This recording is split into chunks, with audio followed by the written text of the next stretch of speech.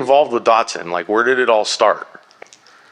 Well, I was working at Turner Motors in Sacramento as a mechanic, and when they first came out with the 510, we had Triumph and Austin Healey, and I think that was it right then.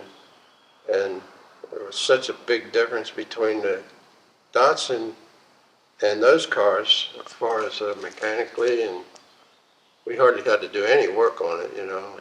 It was all mostly just service. And that went on. I stayed there, you know, went on through about late 69 or 70. One of the Datsun service rep that we had came in, and he asked me, did I want to work for the factory? I said, yeah, I'd like that.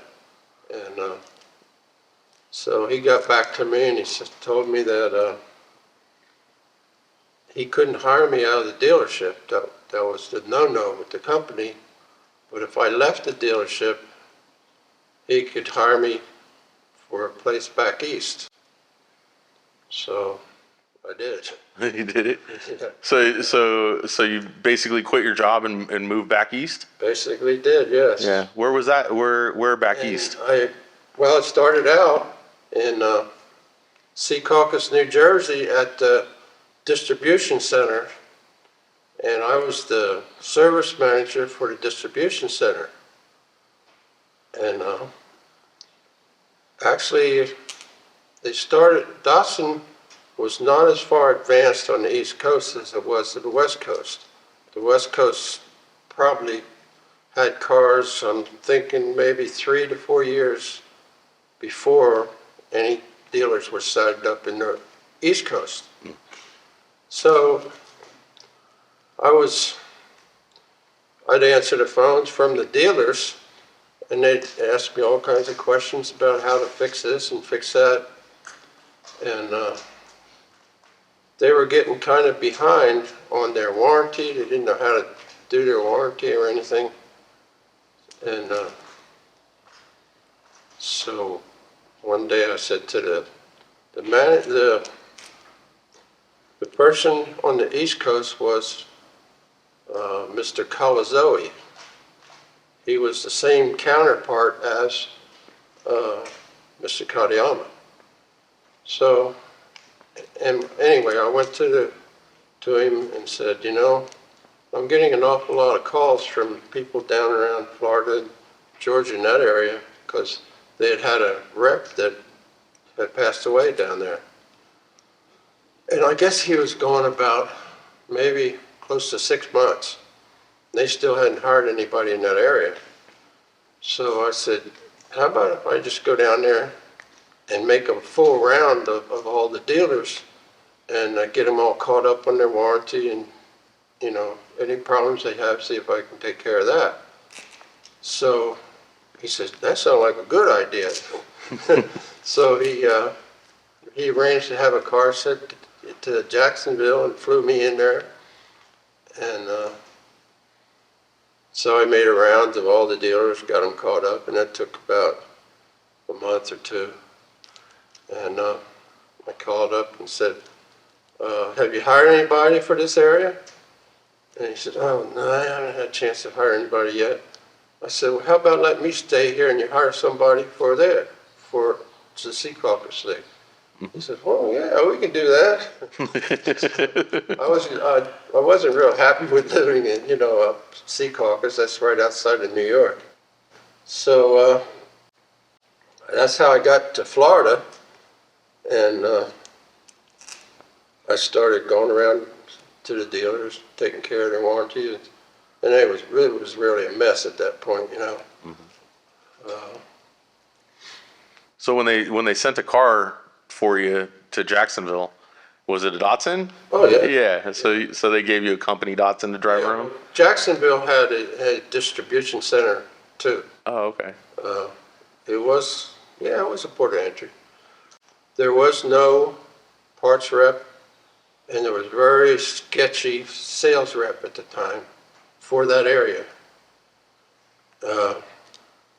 And most of them had only been a dealer for maybe a year. And there was a lot of people who were trying to be, wanted to be a dealer, wanted to put in applications for it. So I ended up doing a little bit of the sales rep and the parts rep and the service rep, Like I'd go into a dealership and they'd say, we get all done, they say, Bob, can you get me any cars? And I go, well, I'll call up and see, So I'd call in, hey, this dealer's out of cars, he needs cars, can you send him some? Because they were all on allocation at the time. And so that went on for a while. And I make a long story short, one of the guys that kept calling me and asked me to come by and he wanted to get a dealership was a Ford dealership. He had a Ford dealership in Winter Garden, Florida. And he's pretty well known. It's just outside of Orlando, but he had a pretty big dealership. And we had met 3 or 4 times, and finally on one of the meetings he said, Bob, if you can get me in the dealership at a reasonable price, I'll make you half owner. So that kind of put a spark in me. And so anyway. How old were you at that time? I might have been 30. I'm not sure of what time. So half owner of a dealership at 30. Yeah, and in the meantime, while I was meeting with him several times, he always brought his daughter. And then at some point we started dating. Oh, okay. Well, after a while, we got married. And that's my daughter's mother. My daughter, Victory, that I have now, it was her mother. So moving along, we were doing very well at the Datsun dealership, mainly because Disney World was only about 3 miles away through the orchard. I sold them most of their trucks for the construction company that was doing Disney at the time. So that was a big shot. And we started selling. Well, we had a goal of trying to sell 100 cars a month back then. The Ford dealership had their goal was to sell 400 cars a month. So 500 cars between the 2 dealerships. And that was pretty unheard of back then, Yeah. But the reason we were selling so many cars was I still had a lot of contacts with Nissan, so I'd bring them down to Disney World and put them up in the hotel with free tickets and everything. And so that kind of helped a little for me to get more cars. Sweeten the pot a little bit, huh? Right, yeah. So anyway, we did very well with that. I got to where I couldn't go to dealer meetings anymore because they were all so mad at me. And the reason they was because we were getting more cars than everybody else. But they weren't all cars that my connections that was resulting from my connections. We also, my father-in-law at that point, his brother was a Chevrolet, and well, at the time he was just a Chevrolet dealer in Johnson City, Tennessee, and he wanted to get a Datsun dealership because the coal mines were going real well then, and everybody wanted trucks. And we just had an allocation, like I said earlier, the allocation for Florida was pretty good. But now the cars that would go to the dealers in Tennessee had to come out of Norfolk, office or distribution center. So anyway, I put together a deal with my connections and all so that they would make him a dealer in Johnson City, Tennessee. They couldn't sell the cars very well, but they could sell every truck they could get their hands on.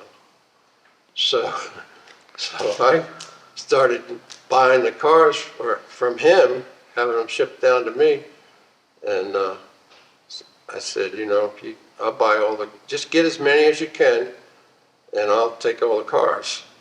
So when you're a new dealer, they give you a certain amount of a little bit more allocation to get you going than they were spread out for the rest of the country.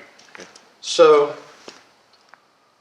I always had plenty of cars, and that's the reason we sold so many. And anyways, that went on for quite a while. And So about how long were you an owner at that Datsun dealership? around 4 to 5 years. Oh wow. And I started getting really interested in racing. I was already interested in racing, but Were Datsuns so you said you're already interested in racing, but were the Datsuns like the first cars that you were racing, or were you racing something before that? first car I started racing was a 61 Corvette fuel injection.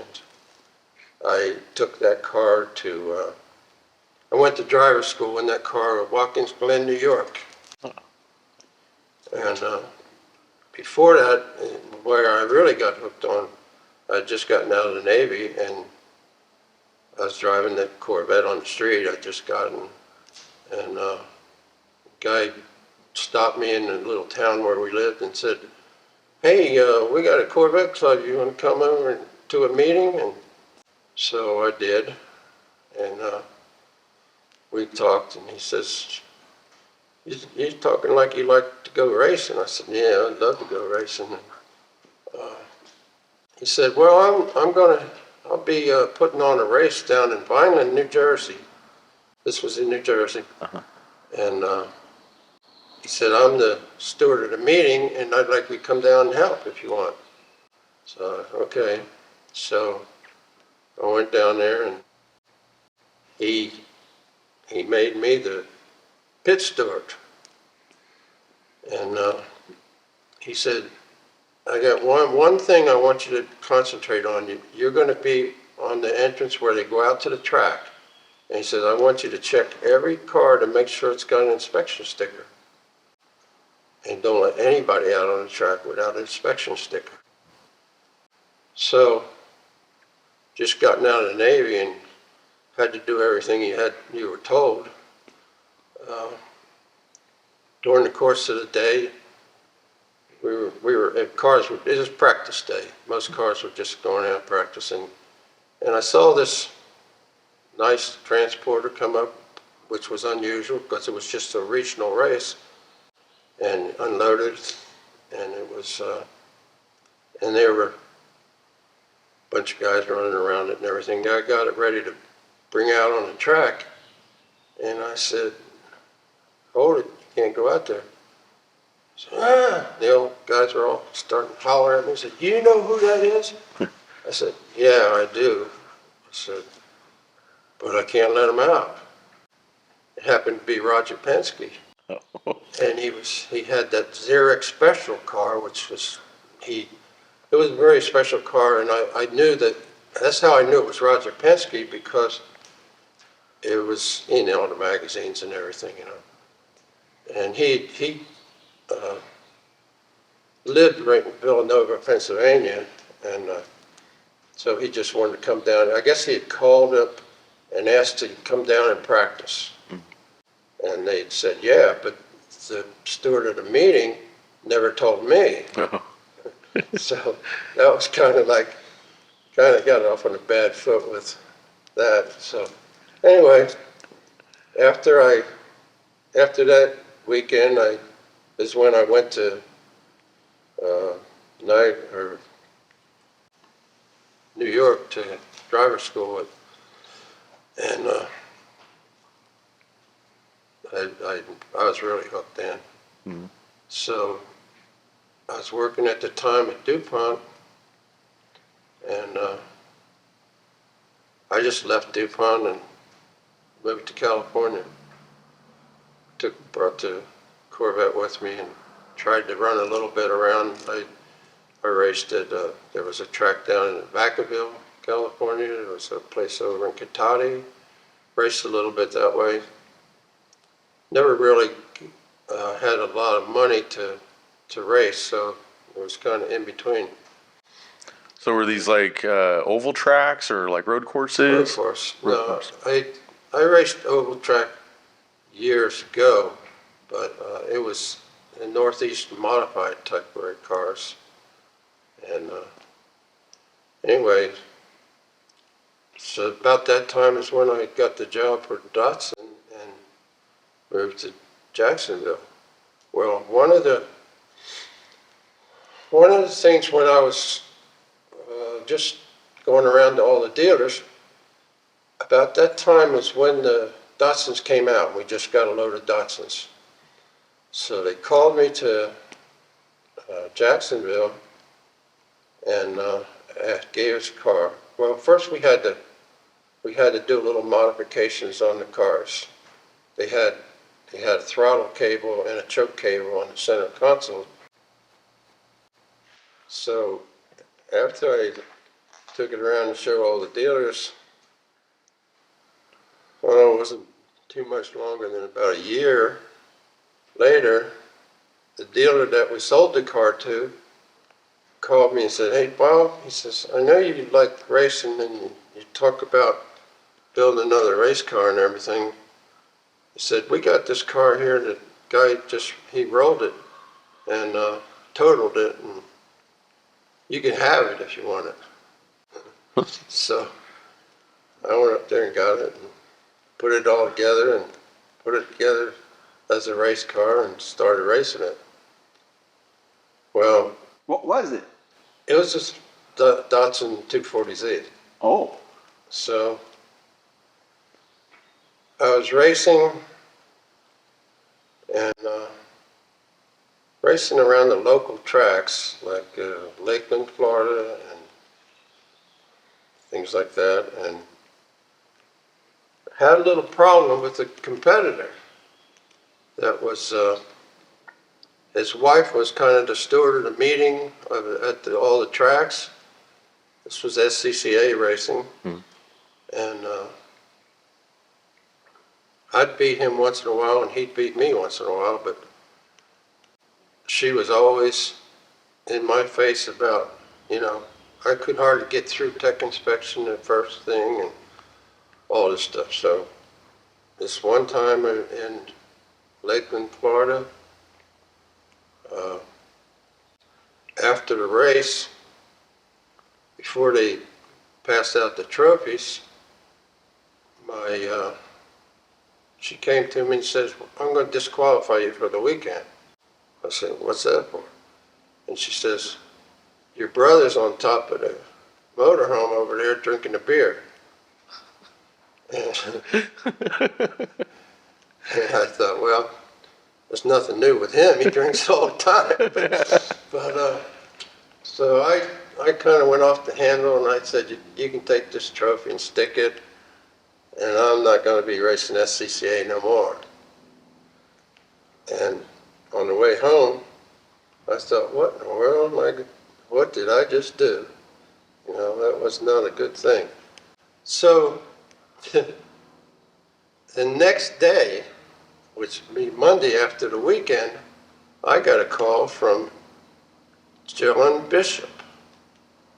I don't know if you know who he is, but John Bishop was the director of SCCA. Oh, wow. And he had just quit SCCA and says, "I'm starting a new company, and it's I want you to come to a race. You're invited to come to a race." And the race happened to be at Daytona, and it was IMSA Oh, wow. was his new company that he was he and Bill France put IMSA together.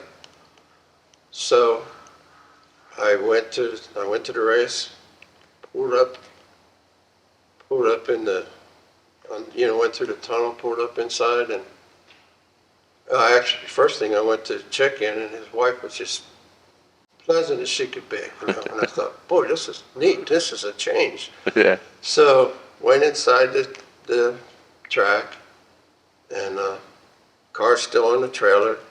Before I even got off the trailer, John Bishop comes over to the car. Thank you, hey Bob, good to see you. Thanks for coming. And we talked a little bit, and I said, where's Ted?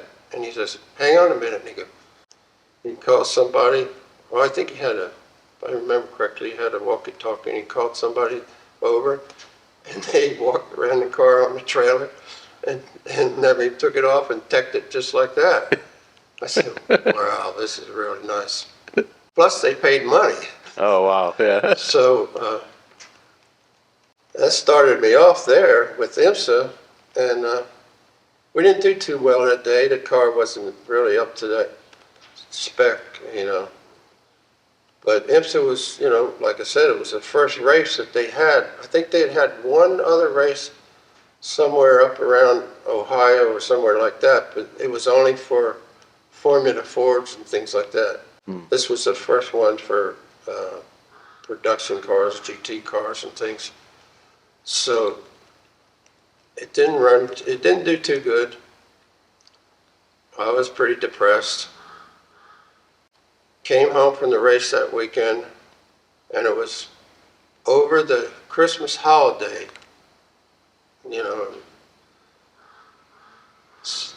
I got a call from a guy from down around Fort Lauderdale, Florida, and all, said, "You want to sell your race car?" I said, "No." And he goes, "Well, I'd like to come see it anyway." I said, "Well, you can if you want." And make a long story short, he came up and bought the car. So after about 4 or 5 days, my wife said, "You better get another car. You're driving me crazy." So I went down to the dealer. So I went down to the dealership Monday morning and took a brand new Z car that we had been stripping parts of it to keep other ones customer car going. So took it home, stripped it out, sold all the parts back to the dealership, like all the seats and the dashboard and all the interior parts and everything, wheels, tires. So pretty much ended up in the car almost nothing, because Z cars in that day were selling for $3,770, I think it was. So I had pretty much put that much parts back in the parts department. So anyway, make a long story short, I called all my friends, and we started building the car in my garage at home. And mainly because my father-in-law didn't really like me racing that much, So we built that car in 6 weeks. Went to Sebring. Went down there on the first day that they were open. Oh, let me back up a minute on that. I was starting to get a lot of heat from my neighbors because I lived on a cul-de-sac, and we were working till 4 in the morning and stuff on the car, all the lights on, drills going, everything. So finally, after the police came one day and said, you got to knock this off. The next day, I went down, got my motorhome down at the dealership, and there was right next to the dealership, there was a U-Haul guy that sold U-Hauls, rented them, and rented a U-Haul, went home and put the car in the U-Haul and took off for Sebring. We finished the car finished working on the car at Sebring. I had parts coming from everywhere, you know. I had talked to Pete Brock, and I was ordering parts from him. I was ordering parts from one of the dealers. Pete Brock had a company called Bolt On Parts, and the dealer had the name Bolt On Parts, but they were Pete Brock's parts. So anyway, bought a bunch of parts from him. On the day of, I went out and practiced at Sebring. The day of the race, I finally got a set of brakes for the car, racing brakes and things. They came from that dealer that were something that Pete Brock was marketing at the time. And Pete Brock had told me that nobody's ever run an endurance race before, and those motors won't last because they have a vibration problem at 7,800 RPMs. It could break the crank.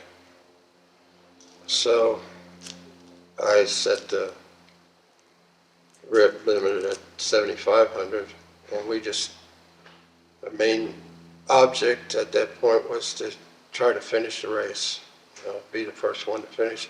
In those days, not too many people were finishing endurance races like Sebring, and so we ran pretty good, ran all day,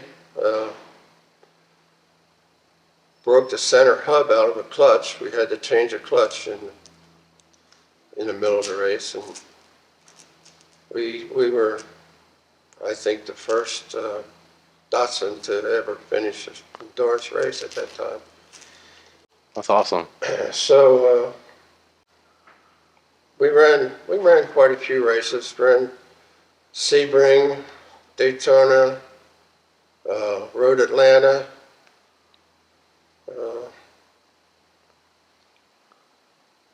Pretty much that's it.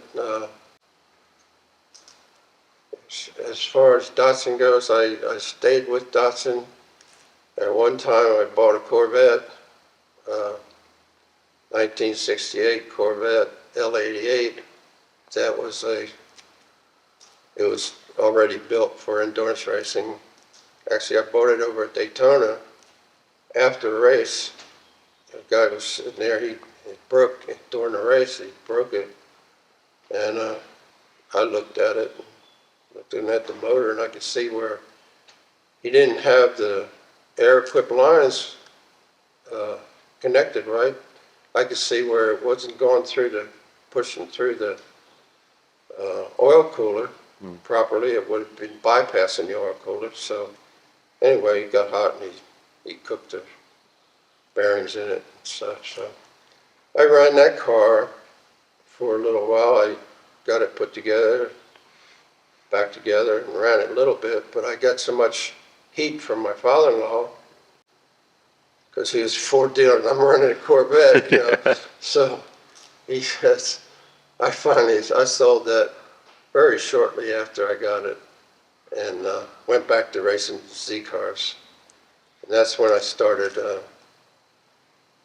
in with the wide body and better motor and 50 millimeter carburetors and all that. Kept running IMSA till I ended up selling the dealership because my father-in-law wanted to sell his half. Yeah. And be like a fool, I saw the money, so I took it and spent it on racing. Instead of taking some money and buying the dealership, which I should have done, but so that's pretty much as far as our Datsun racing. About what year was that you? When I stopped, it was like in 1982, Okay. 81 to 82. Nice. I had a FIA license at the time. I could race anywhere in the world. I had big hopes of going to Le Mans at one point, but never had the funds to do it. About that time, well, I saw the handwriting on the wall as far as being able to run a Datsun because pretty much in 1976, everybody showed up at the track, especially Daytona and all, with 935 Porsches, twin turbo, Kremer bodies, K3 bodies, and you just couldn't stay, no chance to even stand near them. And I was sitting on the wall one day at Daytona on the pit wall, and we were out practicing, had a co-driver, and I was sitting next to Don Winnington, and he was running a Porsche 935. He had two brothers, and they had three Porsches, and Porsche was out there practicing, and he'd come running around, and the car sounded different than any other car, than any of the other Porsches out there, I said, Don, why does that sound so much different? He goes, oh, that's that Kremer body. And that body make it sound different? So wasn't long after that, he come coasting in. His brother came coasting in, and I heard him say, what happened? He goes, oh, I popped another motor. And I looked at him, I goes, how much that motors cost? He said, about $85,000. I thought, I'm in the wrong place right now.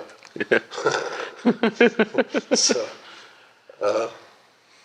And that was 85 grand in 1976. yeah, 85 grand in 1976 was A lot of money. a lot of money for me, Yeah, I'm trying to run a little Datsun dealership, Yeah. and come to find out, those guys were all big-time drug dealers. Oh, wow. Big time. In fact, they've been indicted and everything, most of them. Don Whittington went on he ran Indianapolis later, and he owned Road Atlanta track. Oh, wow. They used to fly an airplane in with a load of drugs, landed on the straightaway and taxi into the hangar and unloaded and stuff like that, But so they were that much more ahead of me as far as money-wise and cars and things. So 935s pretty much took over the racing in those days. Yeah. So I continued on for a little while, but then I got out of that.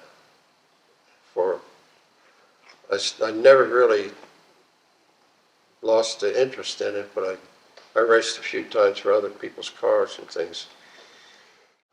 So I've always had a Datsun 510. I've always had a Z car. Sometimes a 380, 300Z. But I pretty much stayed with Datsun all the time. So you've been coming by the shop a lot lately. You're working on a new car now, or a new build for your Z? It's not a new car. It's a Z that I've had for 40 years. Oh, wow.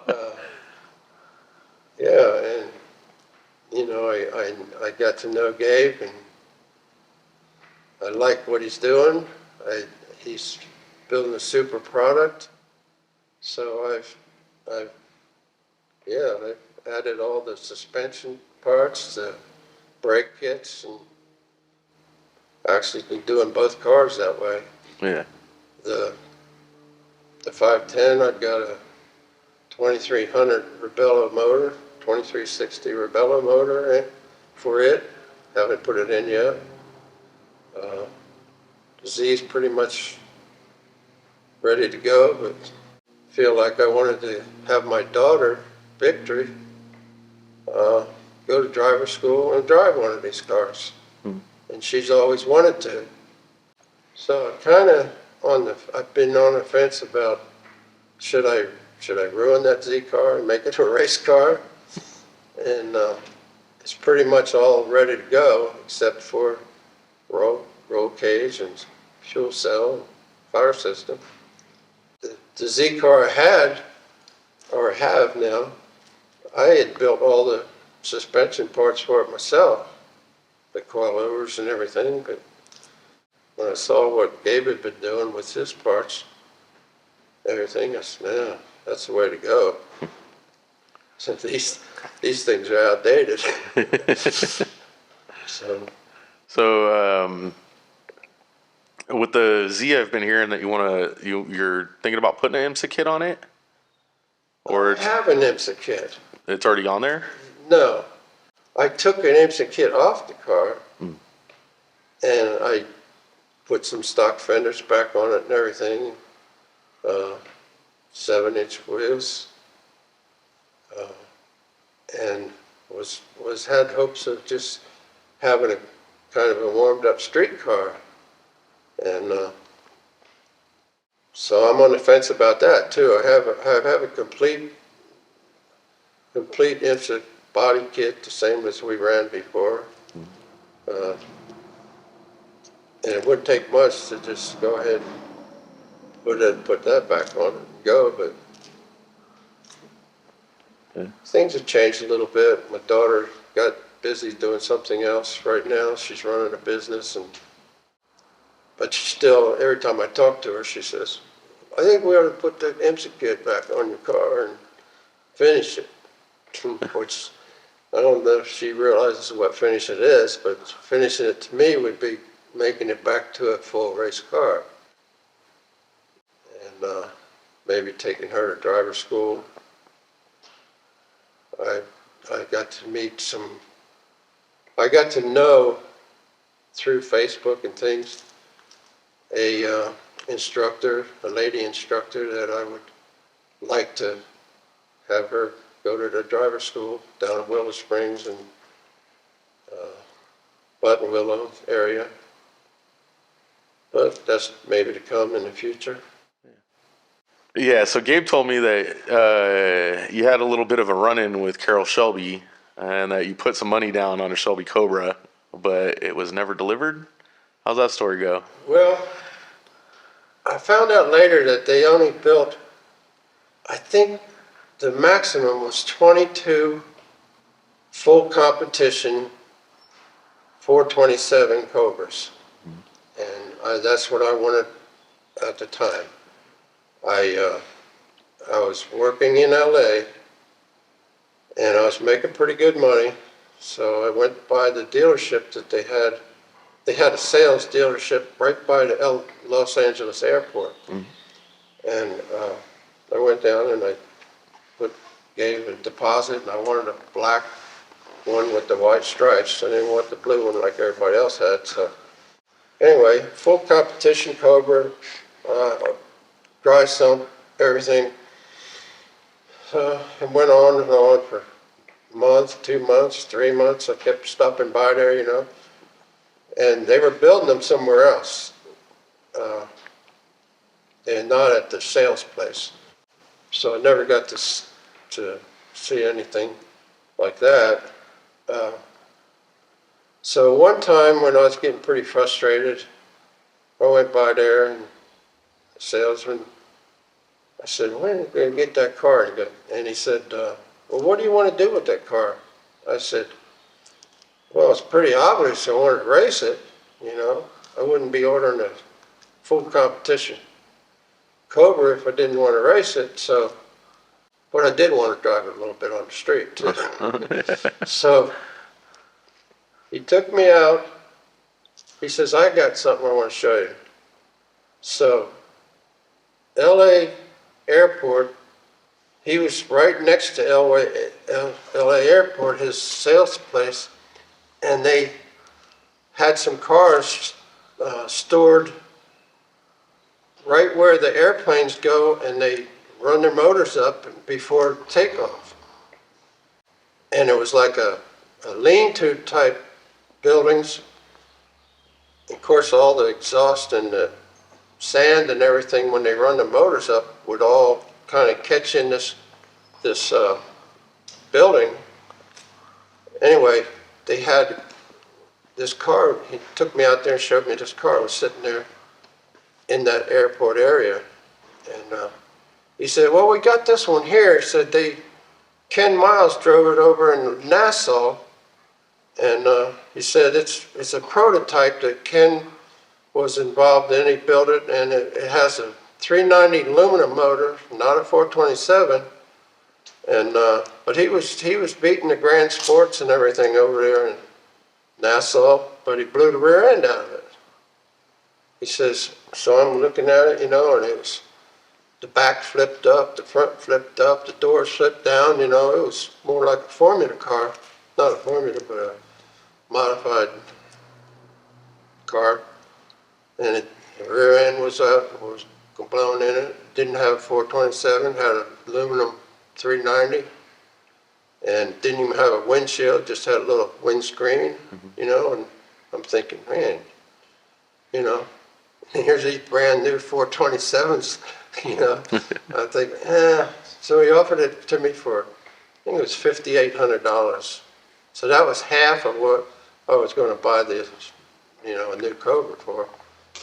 And I turned it down. I said, nah, I don't want that. And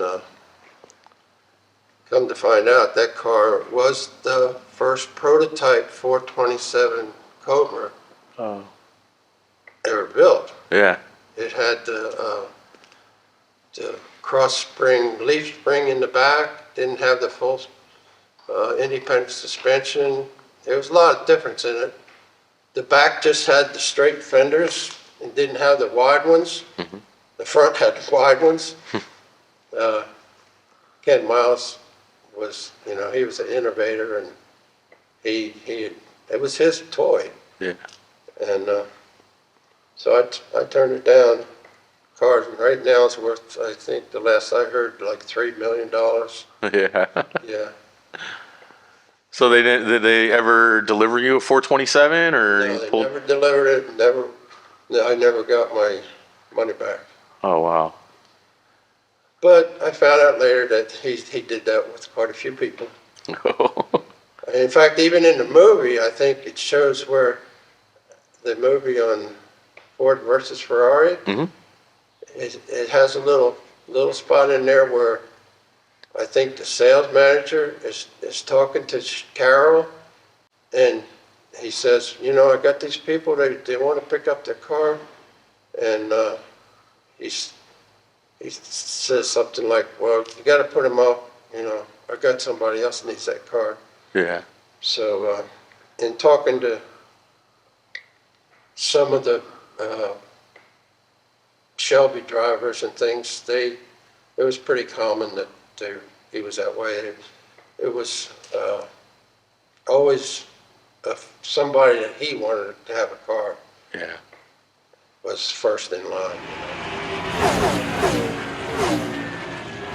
So let me go back to Datsun a little bit. When I first started racing Datsuns, there was a competition director in Los Angeles, Nissan West. He was doing the same type of thing. He was showing favoritism to the race drivers on the West Coast here. And so I had a hard time getting parts. I had to go through Brock and people like that. Well, and I found out later that Pete Brock had the same problem with this guy. Oh wow. He was getting the parts from Japan and just letting the drivers that he wanted. He was showing favoritism to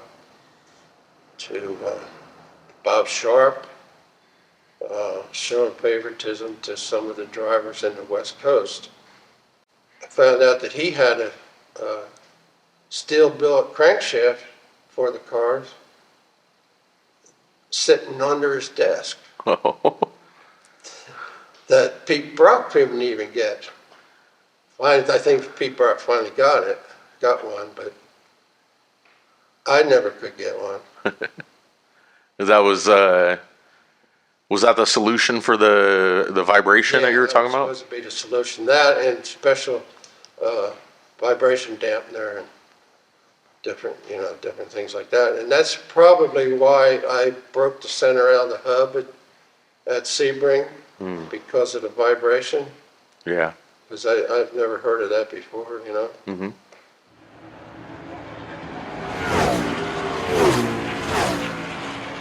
When I first started running that Corvette I talked about earlier, Yeah.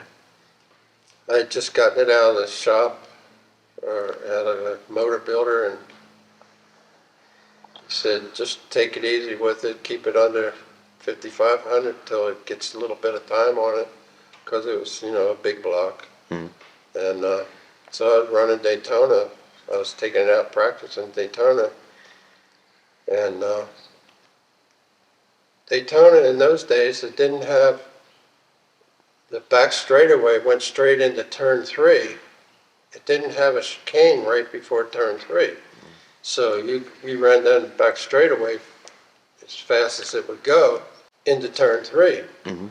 And turn 3 is a big bank, starting the big bank oval. I forget what, I think it's 27 degrees banking.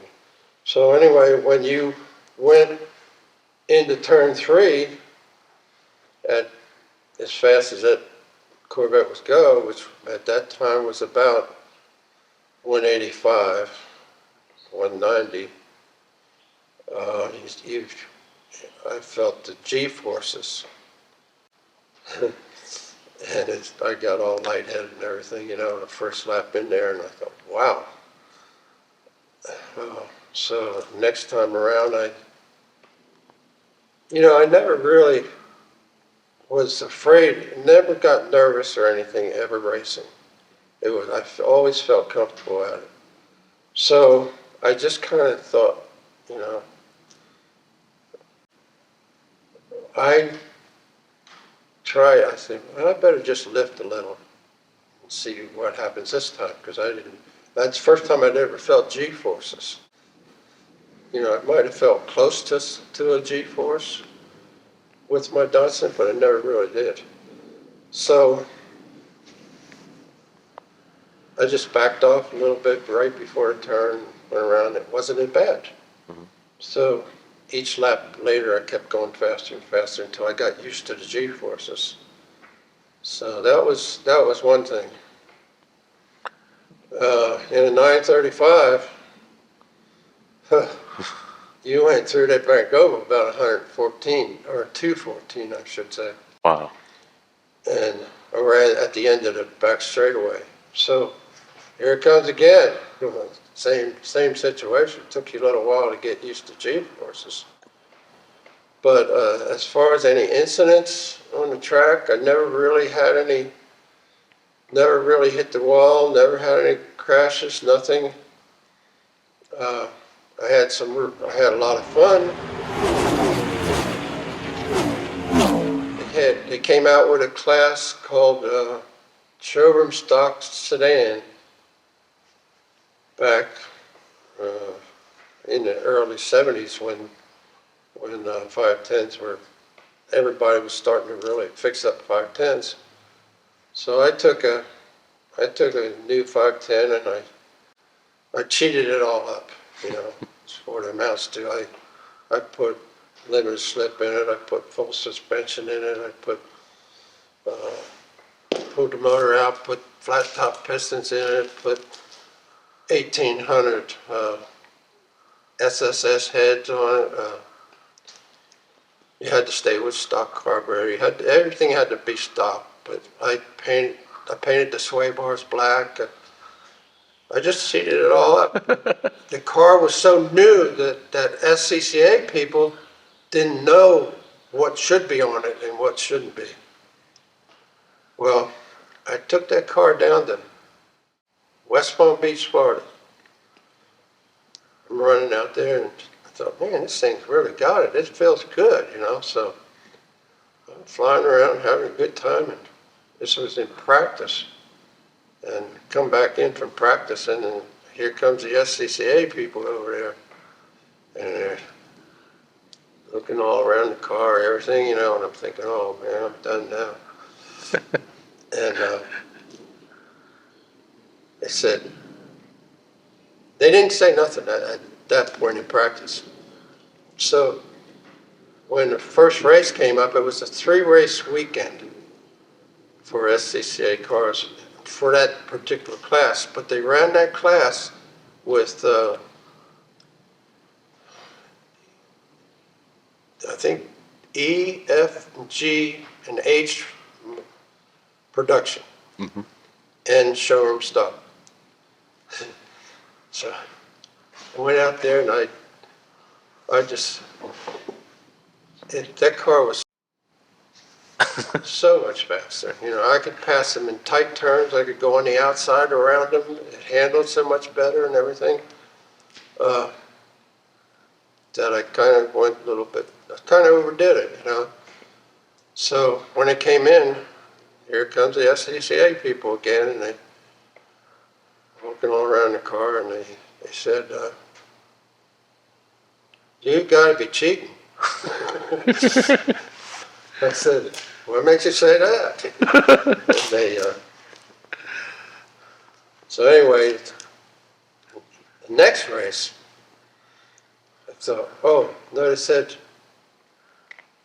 no, there was 3 races, I think. So anyway, I went out there, and I tried to just behave myself and not looks like it was so much faster than all the others, And same thing, I passed them all. Came back in now, they're really after me.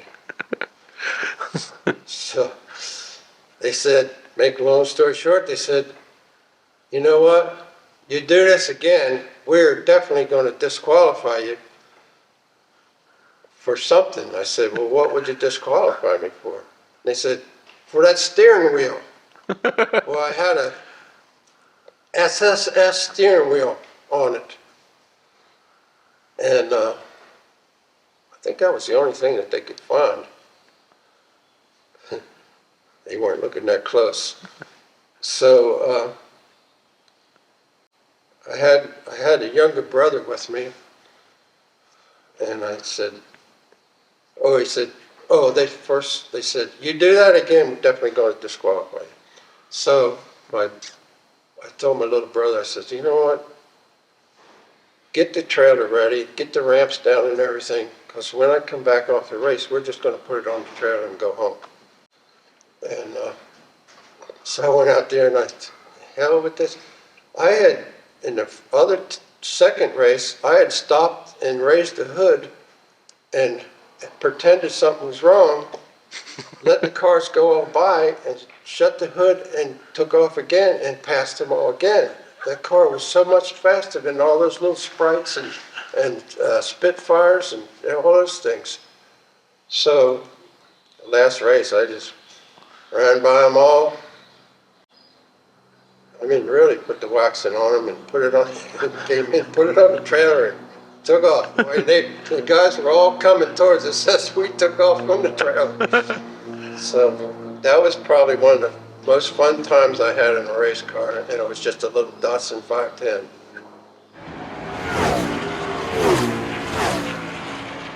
What do you like most about the Datsun community? What I like the most about it, I would have never believed that little car, that little Datsun car, would be so popular with so many different people. It's one of the most simplest cars to work on.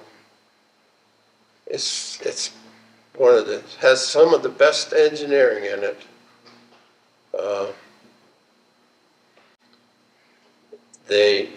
I enjoy going to swap meets. I enjoy going to Datsun meeting, shows and things. It's just it's kind of brought a lot of people together. You end up with a lot of friends over that one little car. It's very true. I feel I've experienced that You Yeah. know, going to like Dots Locos and Yeah. you know, we go to all these events, and I've actually ended up making a lot of good friends. You know, Now, the Dodge Logos people, they're really into it, but, and so are the people up in the Northeast or Northwest, and I'm finding out now the people in the East, some of them are really big into it. And of course, they're having trouble finding them cars because a lot of them were rusty back there. yeah, But there's quite a few people all over the country that are really into it. Not just this country, all over the world. yeah, They're getting to be quite a collector's item and a fun car to drive. If you have a little bit of suspension things in it, the motor's a little bit warmed up, you can have a lot of fun with that car. Enjoy driving it. All right, next question is, what's the most embarrassing thing that's happened while racing? Probably the most embarrassing thing was when I stopped Roger Penske from going out on the track. That was the biggest mistake. Probably. I've never had a chance to meet him and talk to him about it. Although I've been pretty close to him, he's always been busy and I couldn't really talk.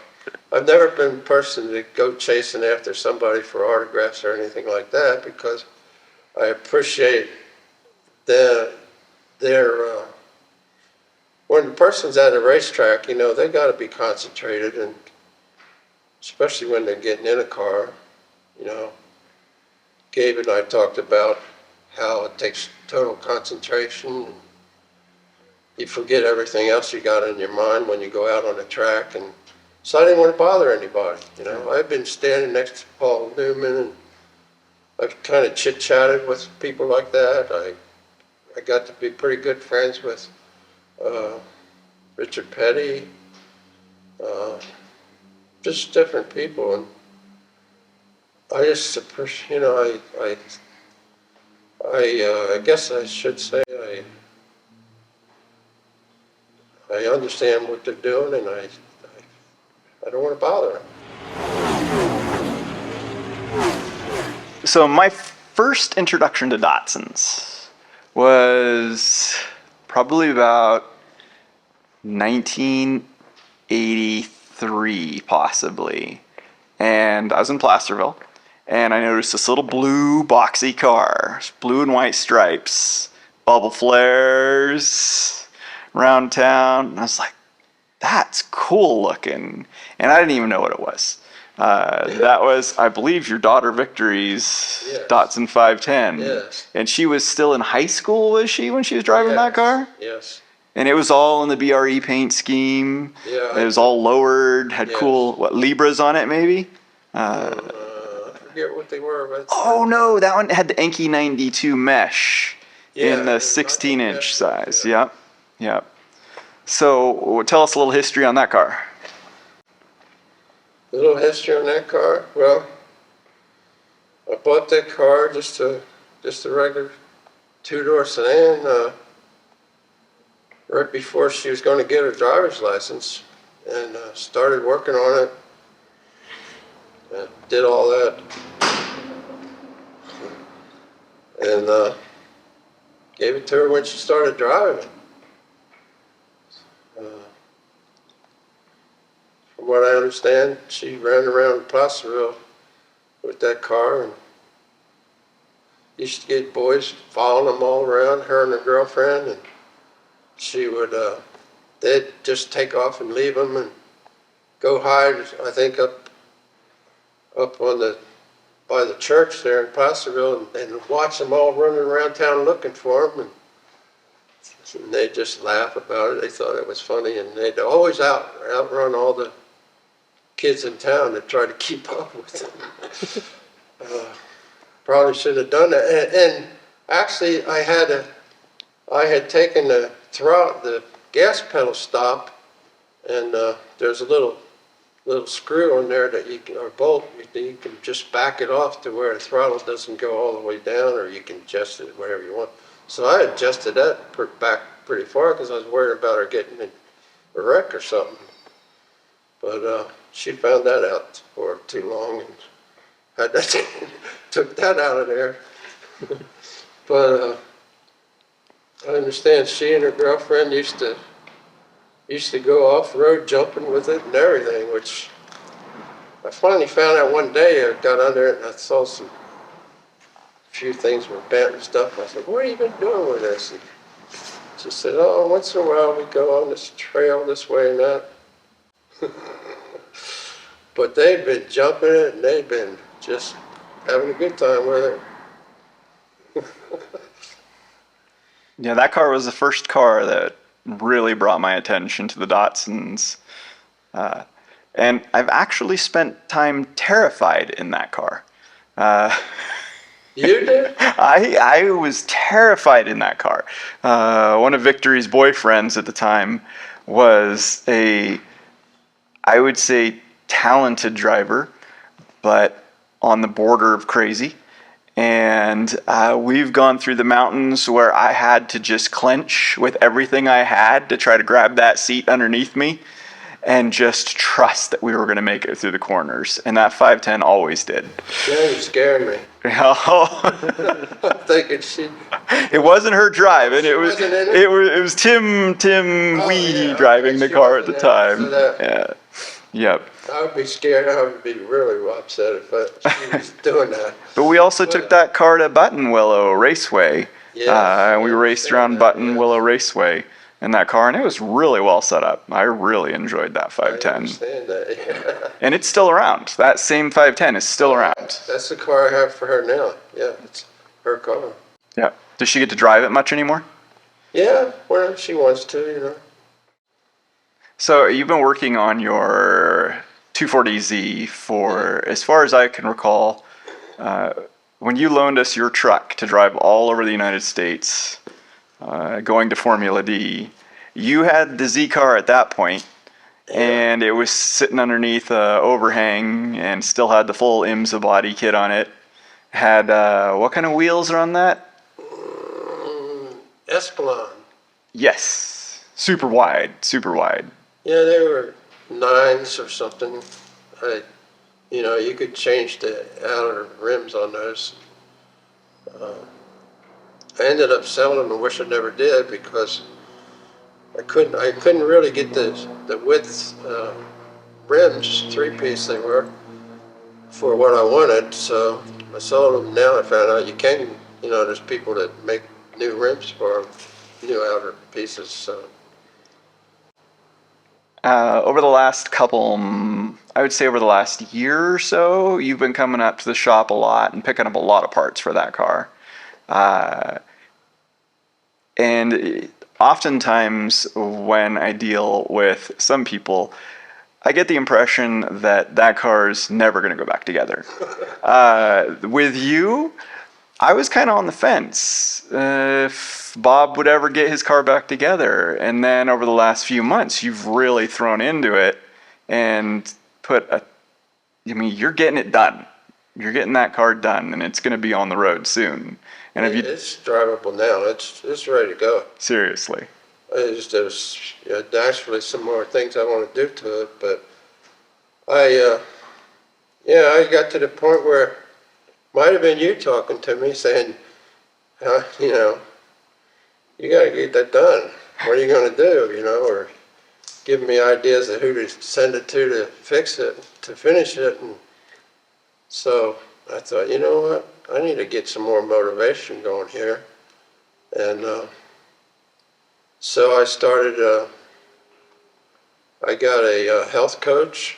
I started going to physical therapy. I started doing a little bit of yoga, trying to exercise as much as I can and get myself in shape. And so I've gotten more motivation to do it. Like I said, I'm probably trying to get my daughter Victory to make a decision whether she wants a race car or she wants a street car, because I'm trying to finish it for her. Would you mind telling us how old you are right now? Really? Hey, man, when people are your age and they still have the joy and fire of a child, that's something impressive. And that's what I would like to see more people do as they get older, is become children again. Uh, Well, if you don't feel like telling us your age, that's absolutely no, I'll fine. tell you, I just feel like I'm at the point where I really need to grow up. But the way I feel is when you're not going to get old if you're racing, because as we talked before, it puts you in a different mindset at times, and that mindset is refreshing to your body, I think, because it just controls your mind. You can't be thinking about your problems or anything, and that's a good feeling. So I feel like as long as you're racing, you're not going to get old. You get old when you stop racing. And I think Steve McQueen said that one time. So I still got the ambition to go driving. Maybe I go for a Guinness Guinness Book of Records, that the oldest active driver.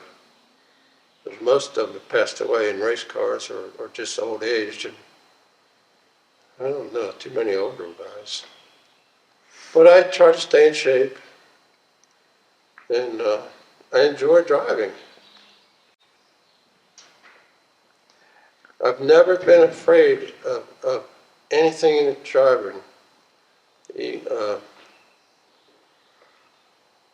Never. So I've known you for at least probably 22, 25 years now. Yeah. And you have always been one of the most positive people I've ever met. I don't think I've ever heard you complain about anything. You always are in a good mood. What's your secret? I don't know. I just try to stay positive. And I try to avoid negative people. I just want to say thank you for the impact you've made on my life and on our company. I don't know what made you do it, but when we were going racing in Formula D, you didn't really know me for Adam. I was just a friend of your daughter's boyfriend. I wasn't even a friend with your daughter at the time. And we had 4 cars that we needed to haul all over the United States. I remember that, yeah. And with nothing in return, you loaned us your Dodge 2500. And we used that for several trips all the way across the United States. And that generosity right there towards racing and making racing happen, it helped us, it helped our company, it made me see someone that was involved in racing who was completely and totally all for racing. And I just got to say thank you for that, because that was amazing. I don't know what made you do that. I don't know why you even threw in that way, but I have never forgotten it. And it's those kind of gifts that cement friendships forever. Well, I probably don't know why either. A really good feeling out of helping somebody when I can. And I didn't know that much about drift racing or anything, but I could see that you were interested in it. You were kind of hooked on it at the time, and so I just said, "Hey, here, take my truck." Said if they think it needs a clutch, and you ended up putting a clutch in it, and away you went. I felt good about it. I have, since I met you, I thought, man, this boy is really going places. I could see that you had your head screwed on right. You started that business with hardly nothing and doing an excellent job as far as everything you build, everything you do. I'm a big fan of yours too. You know, I told your daughter the other day that Bob's the guy I want to grow up to be. And I don't think you better go down that road. but it's true. It's true. You are one of the people that I most look up to. You've made it through all this racing. You've stayed just a pillar of the community. Everyone loves Bob. And in this video, this recording that we're doing here, I want to be able to share that more with some of the younger Datsun community, because a lot of the older Datsun community knows you. People over 40, I would say, are pretty familiar with I you. don't think too many people know anything about me, really. Really? I don't think so. Maybe the ones that Vicky's real close to probably do, because she's told them, but I don't think too many people know what I've done and all. You've made it to just about every Datsun meet I've ever been to, and I've been to a lot of them. Yeah, we haven't been to too many lately, but because I live so far away. And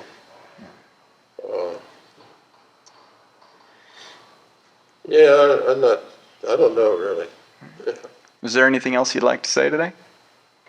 No, I just like to say thank you for doing this, because a lot of my family had been asking me to do write a book on it, or something, and I thought, yeah, not that big a deal, and I never really felt like sitting down and writing a book anyway, so I appreciate you doing it. Somehow, some way, people that are normal like you become extraordinary because they're passionate about the things that they do. Well, you just said one thing that I don't agree with, and that's you're normal. Normal. I'm far from normal. Maybe the fact that we're all abnormal is normal. I think if you're hooked on racing, you're not too normal. But like I was saying earlier, you're able to separate the racing for business. I was putting racing in front of my business, and that wasn't a good thing. I'd be probably would have been maybe a lot happier and a lot better off if I'd have just kept a Datsun dealership. But I wouldn't trade anything for all the memories and the fun that I've had, the experiences. I just, one thing just came into my mind when I was at Datsun, when I was the rep in Datsun in Florida. I was calling on my dealers, and this one dealer in Titusville, Florida, which is on the Space Coast, right by where they launched the shows,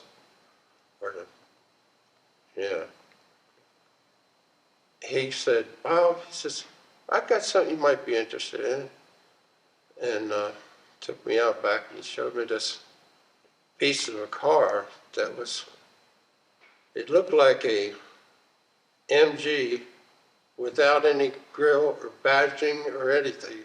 No seats, nothing, just kind of pretty much a shell. It had wheels. Turned out to be a 1952 Ferrari. It was the first one, I was told it was the first one imported to the United States. If I'd have bought that car and restored it, I would have had something, So what made you choose the number 57 for your race car? Not really anything, really. I'm not sure what made me do that. Did you stick with that number through most of your racing? No, I've had several different numbers. I've had 25, I've had 88, Was 57 your first one, or was that just your IMSA one? 57 was pretty much what I stuck with, yeah.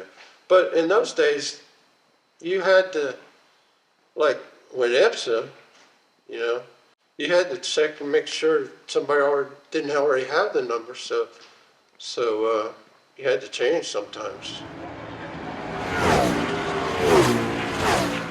We have that secret project coming in about a week and a half, and we hope to bring it to the Tell me Datsun. a week ago. These truckers, you know how they are? It's supposed to get picked up tomorrow now from Ohio. Yeah, it's not even picked up yet. No, so it'll be here sometime next week, I believe. I'm anxious to see that. And I'm anxious to try to squeeze you into it. I would love to get in it. I'd love to, maybe do a track time with you or something. We're going to take it to the track for lap or two. at least a couple times, and I'd love to have you I don't there. want to full out race it, but I'd love to ride it once in a while or Yeah. take it around. I'd like to go to the shows with you All right. sometime.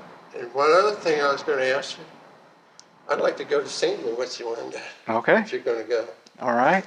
Next time we go to SEMA, you're with us. Good. It'll I happen. love it, yeah. I guess that's going to be this year. Because I talked with, I said to Steve Coleman one day, I said, I'd like to finish this Z car and go run that 24-hour Thunder Hill. You, Gabe, and I. That's a dream, because I don't know if I'll ever get it done. That's a big task. Yeah, that's a big task, yeah.